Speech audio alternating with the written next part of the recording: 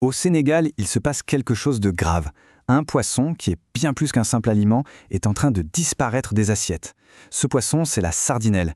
Et sa disparition, c'est le symptôme d'une crise bien plus profonde, qui touche à l'alimentation, à l'économie et même à la souveraineté du pays. On va décortiquer tout ça ensemble. On commence avec cette phrase très forte d'un pêcheur. C'est notre pain quotidien qui est détourné. Quand il dit ça, il ne parle pas juste de poissons. Il parle de la base de l'alimentation de millions de gens, de leur gagne-pain, qui leur est littéralement arraché. Ça donne tout de suite le ton. 70%. Retenez bien ce chiffre, il est crucial. Imaginez un peu, 70% de toutes les protéines animales que les gens consomment viennent du poisson, et en particulier de la sardinelle. C'est juste énorme. On parle du pilier de toute la sécurité alimentaire du pays.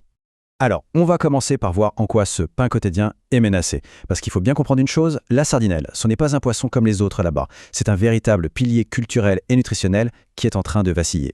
La sardinelle, qu'on appelle yaboy en wolof, c'est vraiment l'âme de la cuisine sénégalaise. C'est l'ingrédient star du plat national, le fameux thieboudienne. Mais au-delà de ça, c'est surtout la protéine la moins chère, la plus accessible pour des millions de familles. C'est le vrai pain de la mer. Bon, maintenant, regardons les faits, les chiffres. Comment est-ce qu'on sait que cette ressource vitale est en train de s'épuiser?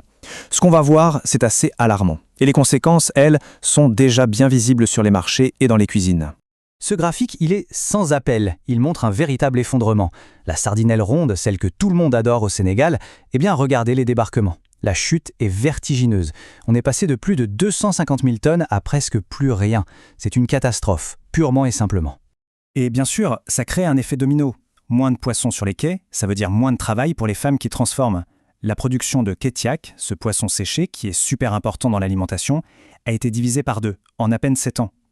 Derrière ce chiffre, il y a des milliers d'emplois, surtout féminins, qui sont menacés. Et dans l'assiette alors? L'impact est direct et il est massif. La consommation de poissons par habitant a été réduite de moitié. On est passé de 27 kg par an à tout juste 13 kg. Ça veut dire, très concrètement, moins de bonnes protéines pour les familles au quotidien. Et la logique économique est implacable. Ce qui est rare devient cher.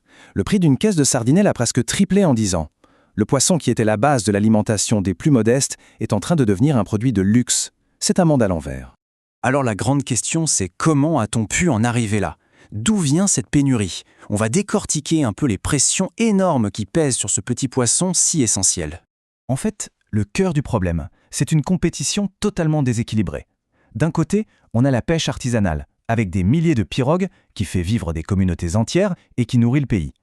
Et de l'autre, on a la pêche industrielle, avec des chalutiers étrangers gigantesques. Eux, ils ne pêchent pas pour le marché local, mais pour l'export. C'est une concurrence féroce pour la même ressource. Et comme si ça ne suffisait pas, un nouvel acteur est entré dans le jeu ces dernières années. Des usines de farine et d'huile de poisson se sont installées le long de la côte. Et ces usines, elles achètent des quantités astronomiques de sardinelles, les détournant complètement de la consommation locale. Et le processus est aussi absurde qu'il est dévastateur. Pour faire 1 kilo de farine de poisson, il faut 5 kilos de sardinelles parfaitement bonnes à manger. Et cette farine, elle part ensuite à l'autre bout du monde pour nourrir des saumons d'élevage en Europe ou des porcs en Asie. On transforme la nourriture des gens en nourriture pour animaux d'élevage ailleurs. Bon, face à cette situation critique, que peut-on faire? Évidemment, des experts et les communautés de pêcheurs eux-mêmes tirent la sonnette d'alarme depuis longtemps et proposent des pistes très concrètes pour tenter de sauver ce qui peut encore l'être. Les solutions, en fait, elles sont connues et elles relèvent du bon sens. D'abord, laisser le poisson respirer. Mettre en place un repos biologique pendant la période de reproduction. Et arrêter de pêcher les bébés en fixant une taille minimale. Et surtout, la mesure la plus urgente, interdire que le poisson frais soit transformé en farine. La priorité doit être de nourrir les gens.